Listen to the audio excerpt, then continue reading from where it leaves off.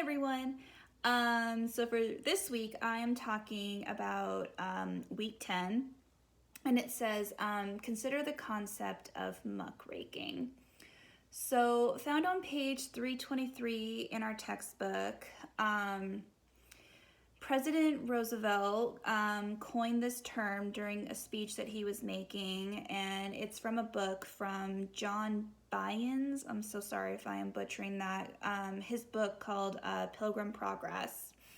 And it was basically this term mentioning how a bunch of people were discovering other people's quote unquote dirt and, just kind of moving it around and, this information and not really bringing it, to light, like not really bringing it to the surface. It was just kind of going back and forth and stuff like that. Another, definition, if you will, was basically how it brought about stories, and these stories talked about, exposing social issues that were happening within, the cities, all the corrupted governments and stuff like that. So there were a number of investigative reporters that actually did find stories back in the day. And so one of those examples is found on page 325 in our textbook. And one of them was exposed by Nellie Bly. So Nellie Bly went undercover and to a mental institution. And she, when, as she was going undercover, she, really went in and she discovered all the horrible treatments that were happening to the patients and, how they were being treated, day in and day out. So when she spent, about a week in there, and just kind of, getting exposure to what was happening and stuff like that. And to me, that's a really important story because you're talking about like, well, what is happening in these hospitals and how these patients are being treated and stuff like that. And these really harmful conditions. Another example I found was on page 327, and it was about Jacob Ries, I think that's right, and how he started photographing the horrible living conditions of the poor people living in New York City. And through these efforts, he was able to bring about a change to the city to make the living conditions a little bit more bearable for people, and kind of gave it a little bit of a change. So I think that's a really positive example of what muckraking did back in the progressive era. Another example is actually found on page 330. Ida Tarbell, she was working writing this piece, and kind of went on to exposed the conditions of the Standard Oil Company. She spent 4 years on it, and she basically discovered how this oil company would drive out its competitors. They would drive them out of business, and how these PR agencies would write favorable, stories, news about them, just putting them like in a very positive light and not really not exposing them for what they truly were. There's like another example that I would love to talk about here, one that I thought was really important, and one that I actually learned about in high school, actually.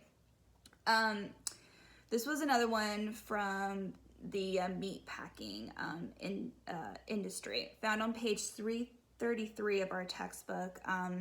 Sinclair, actually, he went on to expose the meat industry and the poor food conditions during that time. So he exposed how the meat was tainted, and how these people were selling these pieces of meat to the public, and they were bad. Like they were tainted. They were not good. So he went and he exposed that, and like I said, I actually read about that in high school and thought it was a very smart and interesting matter for that. So his efforts actually brought about the Meat Inspection Act. So another positive aspect of this was how it got that, and how people could watch what they bought, and just how meat is now packaged today. So muckraking actually died down a little bit after World War I. Never completely went anywhere, but it just wasn't really used so much. In fact, on page 336, it mentions how it took a different phase, like it took a different route, if you will. So it came about not in newspapers and stuff like that. It came about more in opinion magazines and books that were written by people. So if you wanted to learn more about it and stuff like that, these different stories, you could go through there, and that's how people learned what was going on through that.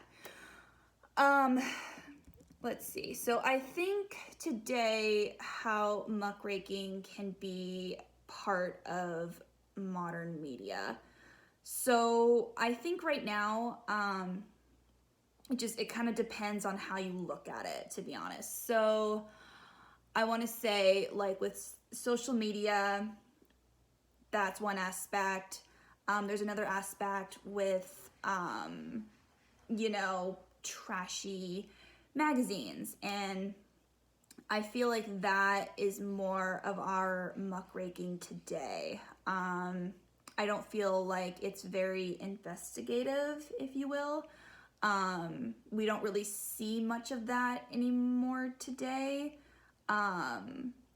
We do, but if you look at a magazine today, it's more kind of depending on what what magazine you get, it's more celebrity news, and it's just how stories are being brought on about a celebrity and not really making any sense. It's not really bringing about a social issue, if you will. I will say really quick, there was one example that I found that is kind of considered muckraking today, that was considered muckraking back in the progressive era, that I think is used well today. This man called Gary Wise, I think that's right. He actually wrote several articles in the Business Week magazine, and his famous one was Mob on Wall Street, which he exposed crimes on Wall Street. So I think that's a good use of muckraking today. So, like I said, I feel like it can depend on how you see it and what your version of muckraking is, but I think that it is more within the celebrity magazines area, and not really so much within investigative reporting. So that's my take on it, and would love to hear everyone else's take. Thank you.